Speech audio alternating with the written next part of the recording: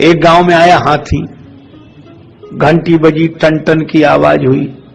संयोग की बात कि उस गांव में सभी अंधे रहते थे, अंधों का नगर था, पर अंधे देख नहीं सकते थे, सुन तो सकते थे। घंटियों की आवाज सुनी, दौड़े दौड़े आए, चिल्ला कर कहा क्या है क्या है। महावत बोला हाथी है। अंधे बोले हम देखना चाहते हैं। महावत ने कहा तुम्हारी आंख नहीं, देखोगे कैसे?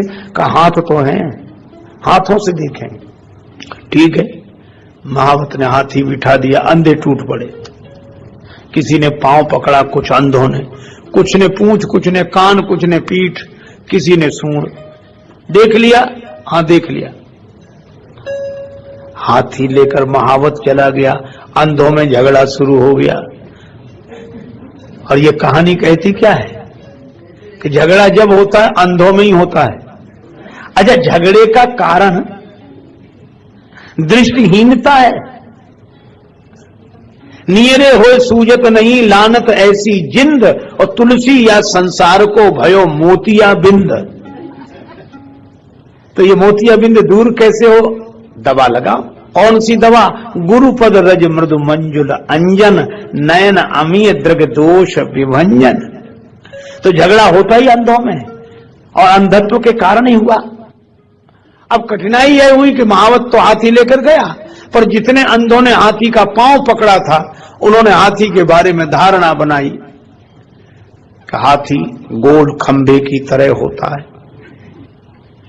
पूंछ पकड़ने वाले बोले गलत, पतली लाठी की तरह होता है, उसके आगे बाल होते हैं। पीठ पकड़ने वाले बोले नहीं, गोल चबूतरे की तरह होता है। सूंड पकड़ने वाले बोले खुरदुरे पेड़ की तरह, नीचे पतला ऊपर मोटा। कान पकड़ने वाले बोले अनाज साफ करने वाले सूप की तरह होता, छाजड़े की तरह होता है। अच्छा, अब आप बताओ कौन आदमी इनमें सही बोल रहा है? कोई सही नहीं बोल रहा, लेकिन विचित्र कौन गलत बोल रहा है? अच्छा, जिसके हाथ में जितना आया उसने उसी तरह की धारणा बना ली। अच्छा, आज जितनी भी समस्या है धारणा के कारण है, अपनी अपनी धारणा में जी रहे हैं, और इसीलिए एक समस्या हो गई। अब जितने पांव वाले थे, जिन्होंने हाथी का पांव पकड़ा था, वो पूंछ वालों से नहीं बोलते थे। पूंछ वालों ने पांव वालों से बोलना बंद कर दिया। सूंड वालों का अलग संप्रदाय बन गया, कान वालों का अलग, पीठ वालों का अलग। इतने दल बन गए। अब एक दल हो तो दल, और दो तीन दल हो तो दल दल। इस दल दल से निकलना मुश्किल। और सब कह रहे थे। दूसरा कहता कि नहीं भाई, ऐसा कैसे माने, हमने खुद अपने हाथ से देखा है। अब जिसके हाथ जितना ही लग गया, अच्छा जिसके हाथ जितना लगा उसको ही उसने पूर्ण समझ लिया, यही विडंबना है। अच्छा, लगा हाथ हाथी ही था, वो बेचारे निर्दोष भी हैं, उनका कोई दोष नहीं है, लेकिन अब क्या करें, धारणाओं में बंधे। अब अलग अलग दल बन गए, कोई किसी से बोलता नहीं था, एक समूह अलग, एक समूह अलग। तो कुछ अंधे मौजूद नहीं थे उस समय जब हाथी आया था, वो बाद में आए। उन्होंने देखा कि हमारे गांव में क्या हो गया, इतने प्रेम से रहते थे हम लोग।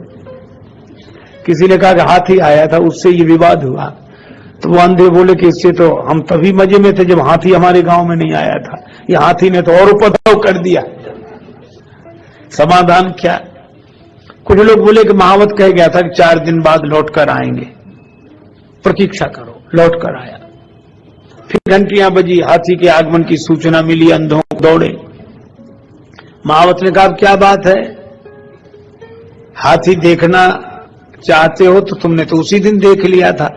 अंधे बोले उसी देखने ने तो उपद्रव पैदा कर दिया, तो क्या बात है? एक ने कहा कि हाथी गोल खंबे की तरह होता है। महावत बोला हाँ वैसा भी है। पूंछ पकड़ने वाले बोले वो पतली लाठी की तरह नहीं होता, जिसके आगे बाल लगे बोले वैसा भी है। पीठ पकड़ने वालों ने कहा गोल चबूतरे की तरह का, वैसा भी है। सूंड पकड़ने वालों ने कहा खुरदुरे पेड़ की तरह का, वैसा भी है। कान पकड़ने वालों ने कहा अनाज साफ करने वाले छाजड़ा सूप की तरह, बोले वैसा भी है। पीठ पकड़ने वाले बोले गोल चबूतरे की तरह। महावत बोला वैसा भी है।